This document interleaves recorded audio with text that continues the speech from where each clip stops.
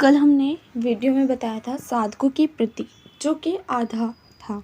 ये है उसका सेकंड पार्ट। वो जो था वो 1 था, है ना। तो सेकंड में क्या है, कहाँ पर आए थे, जैसे दिन की अपेक्षा रात है और रात की अपेक्षा दिन है, पर सूर्य में ना दिन है ना रात है, अर्थात वहाँ नित्य प्रकाश है। समुद्र की अपेक्षा तरंग है और तरंग की अपेक्षा समुद्र है, पर जल तत्व में न समुद्र है न तरंग है।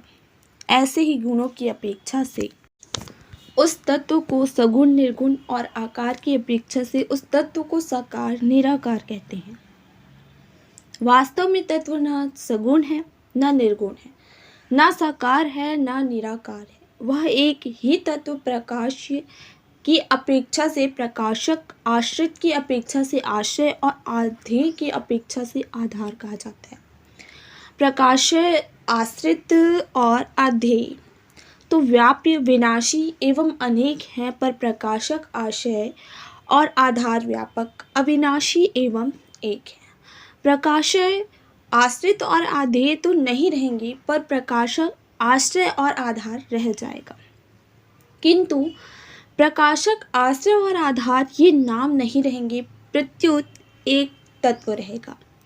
तात्पर्य है कि तत्व ना प्रकाशय है, ना प्रकाशक है, और ना आश्रित है, ना आश्रय है, ना अधेय है, ना आधार है। वह एक ही तत्व शरीर के संबंध से शरीरी, क्षेत्र संबंध से क्षेत्री तथा क्षेत्रज्ञ, क्षर के संबंध से अक्षर, दृश्य के संबंध से दृष्टा और साक्ष्य के संबंध से साक्षी कहलाता है। तात्पर्य है कि तत्व न शरीर है, ना शरीरी है, न क्षेत्र है, न क्षेत्री तथा क्षेत्रज्ञ है, न क्षर है, न अक्षर है, न दृश्य है, न दृष्टा है, न साक्ष्य है, न साक्षी है। वह तत्व अनेक की अपेक्षा से एक है।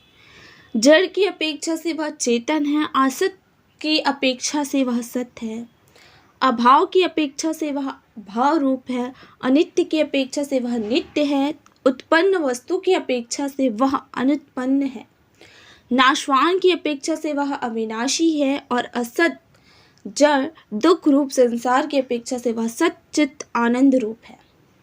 प्राकृत पदार्थों की अपेक्षा से वह प्राप्त अथवा अप्राप्त है। कठिनता की अपेक्षा से उसको सुगम कहते हैं, नहीं तो जो नित्य प्राप्त है उसमें क्या कठिनता और क्या सुगमता।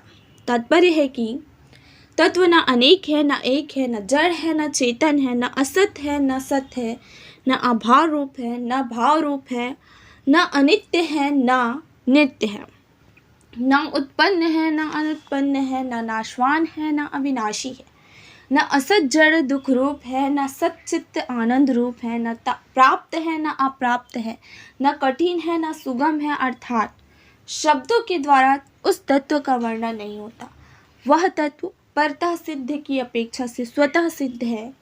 अस्वाभाविक की अपेक्षा से वह स्वाभाविक है। अस्वाभाविकता से में स्वाभाविक का आरोप कर लिया तो बंधन हो गया। स्वाभाविक में अस्वाभाविकता का आरोप कर लिया तो संसार हो गया। अस्वाभाविकता को अस्वीकार करके स्वाभाविक का अनुभव किया तो तत्व हो गया, और अतत्व से मुक्ति हो गई। अर्थात है जो हो गया तत्व न परतः सिद्ध है, न स्वतः सिद्ध है, न स्वाभाविक है, न अस्वाभाविक है। परतः सिद्ध स्वतः सिद्ध है, न स्वाभाविक, अस्वाभाविक तो सापेक्ष है, पर तत्व निरपेक्ष है। उस तत्व को है कहते हैं। वास्तव में वह नहीं की अपेक्षा से है, नहीं है, प्रत्युत निरपेक्ष है। अगर हम नहीं की सत्ता माने तो फिर उसको नहीं कहना बनता ही नहीं, क्योंकि नहीं और सत्ता तो में परस्पर विरोध है। अर्थात जो नहीं है उसकी सत्ता कैसे, और जिसकी सत्ता है वह नहीं कैसे। वास्तव में नहीं की सत्ता ही नहीं है, परंतु जब भूल से नहीं की सत्ता मान लेते हैं तब उस भूल को मिटाने के लिए यह नहीं है तत्व है ऐसा कहते हैं।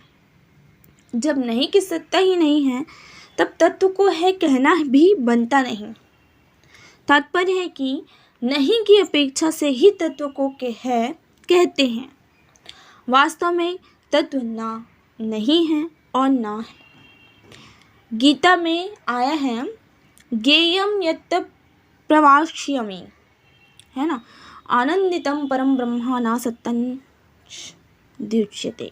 जो ज्ञेय है उस तत्व का मैं अच्छी तरह से वर्णन करूँगा जिसको जानकर मनुष्य अमृतत्व का अनुभव कर लेता है। जय श्री राम।